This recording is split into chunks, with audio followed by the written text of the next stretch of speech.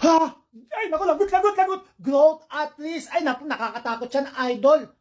Dahil ibig sabihin malapit ka na maging not recommendable, kaya burahin mo na yung mga violation mo. Para malaman mo yung mga violation na dapat mong burahin, manood ka sa BTK TV ng California. Marami akong tutorial dyan. Yung mga tutorial kung bakit ka nagkakaroon ng violation. Kaya burahin mo na yan at mag-upload ka na mag-upload ulit ng reels. 4 na reels kada araw para bumalik ulit yung page mo, yung profile mo para maging recommendable, maging healthy. Dapat 8 ang stars dyan. Pag nabawasan ng stars yan, nako, lagot ka talaga. Bilisan mo na dahil sigurado wala nang makakapanood ng mga reels mo, wala nang magpa-follow sa'yo pag not recommendable ang page mo. Kaya sigurado, ingatan mo lagi yan. Sayang naman yung pinaghirapan mo.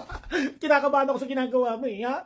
Para gusto mo laging healthy ang page mo, para laging recommendable ang page mo, dito lang yan sa BTK TV ng California. Iingatan natin yan. Marami tayong tutorial. At gusto mo na maraming followers, pumasok ka lang sa live ko. Akong bahala sa followers mo. BTK TV ng California.